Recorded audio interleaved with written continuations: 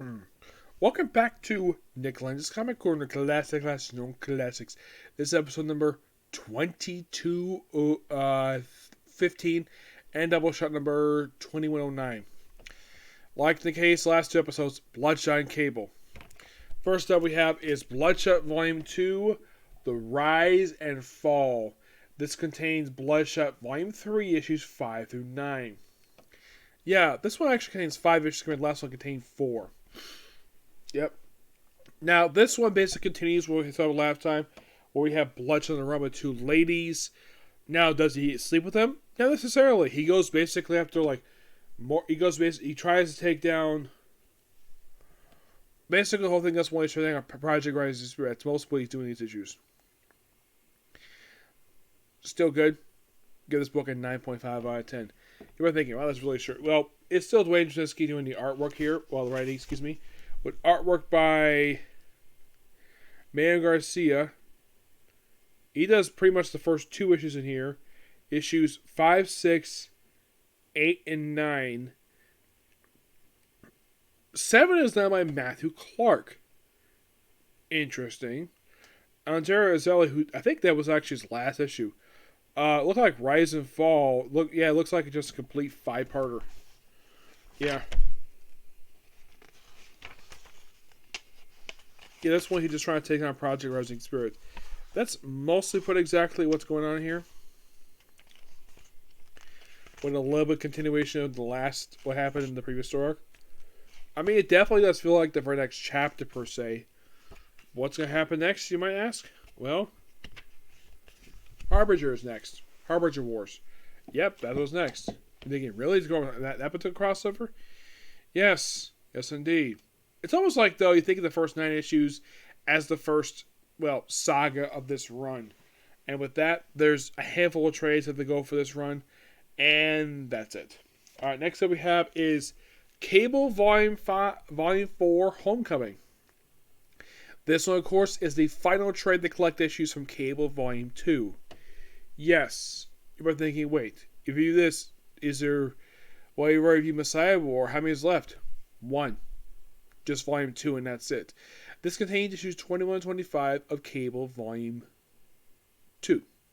And also includes the X-Men Hope one-shot. The one-shot itself is a reprint of the Becca feature they had. Basically what they did here, what the one-shot is, it's basically those Becca feature in the last 5 issues of this run that basically all focus on Hope herself. And it was reprinted as his one-shot. And they decided to print the one-shot here because why not? Now, most of these issues, we actually basically wrap up. Now, this one, they do some time traveling here, not to be stuck in the future like it was in the last several stuff here. I will reveal something interesting about Bishop when I get to it. So, they travel. Now, basically, Dwayne Jasinski does, the writing for basically these 5 issues, along with the X-Men one-shot. Now, the final 5 issues are done by Humberto Ramos, Paco Medina, Lynn Medina, Paul Galassi, Gabriel Gitzman,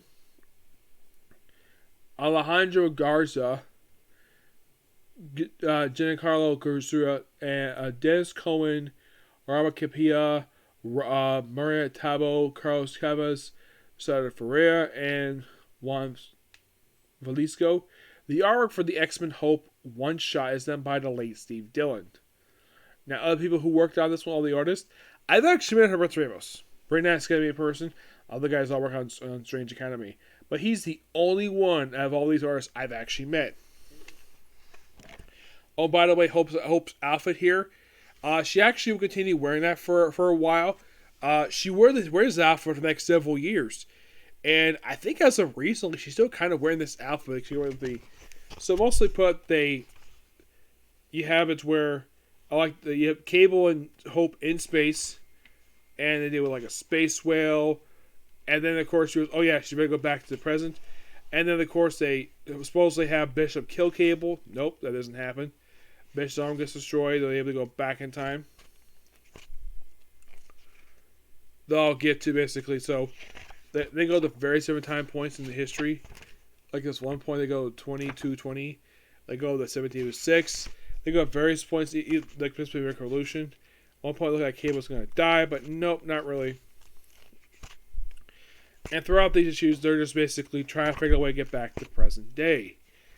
And, well, here's kind of the thing. By the end of issue 24, they're basically back in present day. Yep, they're back in present day. And, of course, then basically the ending of this leads into the crossover Second Coming. An excellent crossover. I have reviewed this crossover. Yep. Now, if you're curious, though, how long ago did I review Second Coming?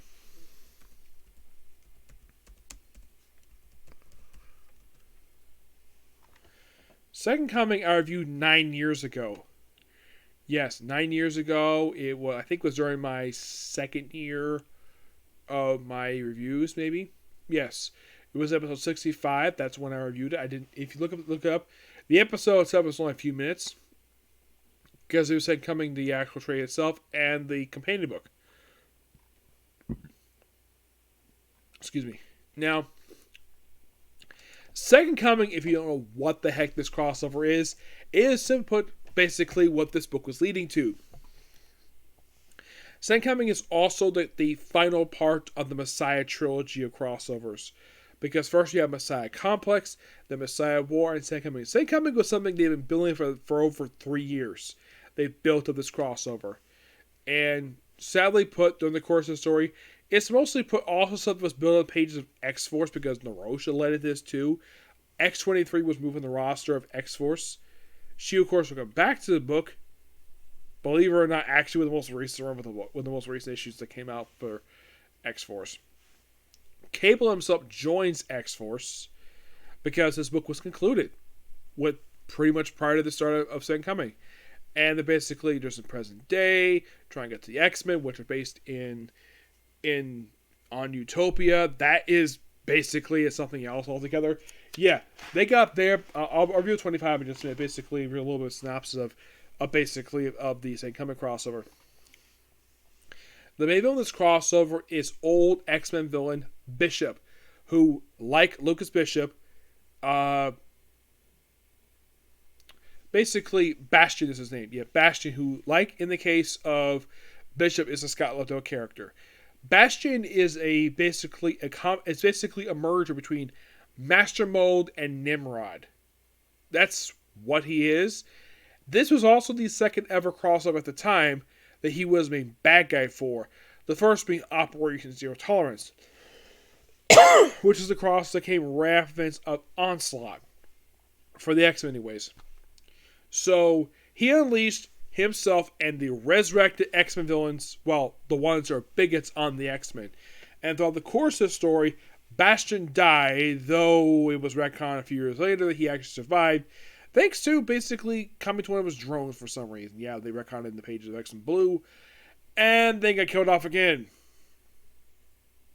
by Colin Bunn. He also, part of that, they resurrected Stephen Lang, Bolivar Trask. They resurrected several people. Graydon Creed, Cameron Hodge. Like, anybody who was no X-Men big was resurrected prior to this one. Cameron Hodge in the story. Oh, by the way, Donald Pleasance, Pierce was actually part of this group too. And he got killed by frickin' Cyclops in the story. Yeah, this is the story that, get this, it is the first and probably the only X-Men crossover to date where the X-Men writers were given full, let's say they probably get approval per se at the time. Any villain appearing in this crossover, they can easily kill them off. Yes, the X-Men killed people in this crossover. Bastion got killed by Hope Summers. Cameron Hodge got killed by a resurrected Warlock. Bolivar Trask committed suicide in the X-Factor issues. Stephen Lang actually got killed at the same time as it was him, Graydon Creed, and Bastion. All three got killed at the same time. And also, they resurrected William Stryker in this story prior to this. Yes. And sadly, the X-Men suffered two deaths. One was immediately undone not long after the story. There was a young X-Men named Sprite. No, not not Kitty Pryde, no, not currently known as Kate Pryde. She was resurrected in a later story arc. In the case of Nightcrawler, he was brought back 3 years later. How did he die in this story? Bastions he basically shoved his arm right through Nightcrawler's torso when he was teleporting. So he teleported with part of Bastion with him as part of his arm. Nightcrawler was there to protect Hope Summers. And he stayed dead for 3 years. People mourned over his death. And then here's something quite weird, though. He was brought back 3 years later, and then the following year they killed off Wolverine. I'm not kidding about that. It's like 1 year they brought back Nightcrawler, and then the following year they killed Wolverine. Yep, they killed Wolverine in Death Wolverine miniseries. But it also shows Steve McNiven, though, the character was brought back 3 years later in X-Men Legacy. Marvel Legacy. But in the case of Hope, at this incoming, she actually would basically have this backdoor pilot story arc known as the Five Lights, which would lead into a very brief ongoing series known as Generation Hope. Now, Hope basically was brought in to activate any lenient X-Men, basically any X gene up and activated it. She was basically brought in to basically activate them. And they basically had a debut of 5 people. Though later on, toward the end of the book, they added Pixie to the team because one of its members, I think his name was ID, I think her name is, she left the team because of the Schism crossover, which happened the following year. She got moved over to Wolverine the X-Men, and the most recent book she was heavily part of was X-Men, All New X-Men Volume 2. That was mostly put exactly what she was part of. But yeah, Hope Summers was basically FNC coming. She didn't do much at all. I mean, she was still part of the Marvel Universe. But in Athens of Avengers vs. X-Men, it's like basically after that, she did almost nothing. Like, not much. I mean, what book was she part of after Avengers vs. X-Men? She was part of Cable and X-Force, and X-Force Volume 4. And after the book concluded, nothing for her for about, get this, for 3 years, nothing was done with her. Actually, about 2 years. Until she popped up in Cable, pops up there, and now she's currently part of the Krakatoa stuff as part of the 5. Basically, the 5 people in charge of basically picking out who could be resurrected. Basically, they're the ones in charge of resurrecting dead X-Men. That's most of what she's used for now. Resurrecting dead X-Men. Yep.